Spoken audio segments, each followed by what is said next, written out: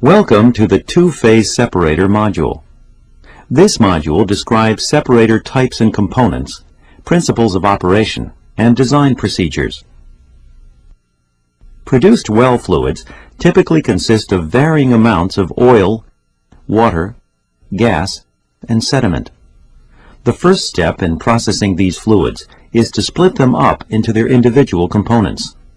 This generally takes place at some type of separator. A two-phase separator is a device that separates produced well fluid into gas and liquid phases. Separators may be designed in horizontal, vertical, or spherical configurations, each of which has certain areas of application. Here we see a simplified schematic of a typical horizontal separator.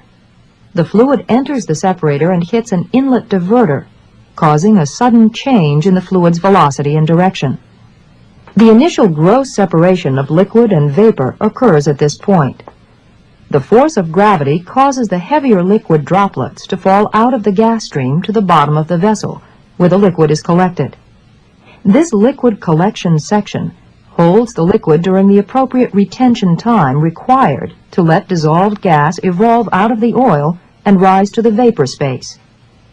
The separated liquid then leaves the vessel through the liquid dump valve, which is regulated by a level controller. The level controller senses changes in liquid level and controls the dump valve accordingly.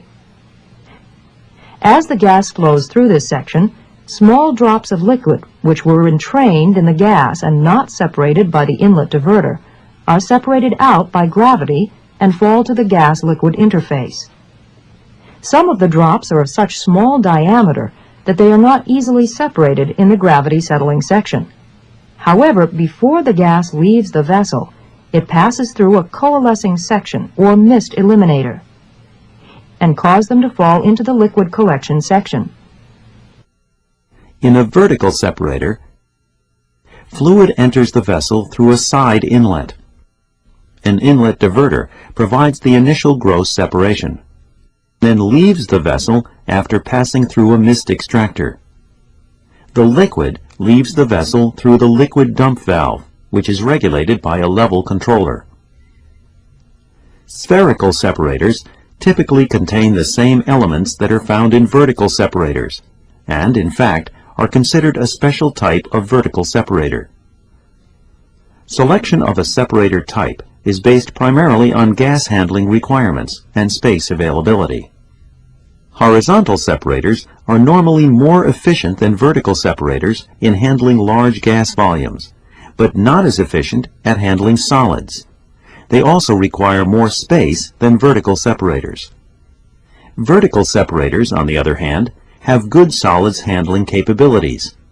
They require far less space than horizontal separators and have much better liquid surge capacity, but they are also more difficult to service.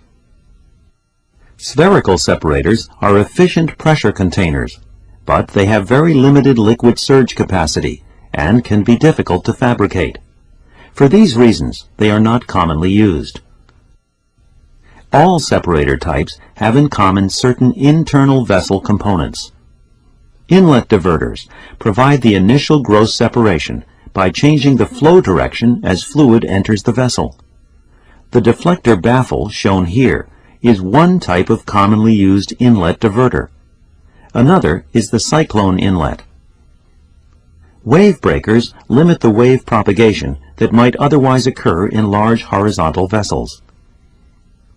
Defoaming plates reduce foaming at the gas-liquid interface, which tends to occur when gas bubbles are liberated from the liquid. A vortex breaker keeps vortexes from developing when the liquid control valve is open, thus preventing gas from being drawn out of the vapor space and re-entrained in the liquid outlet.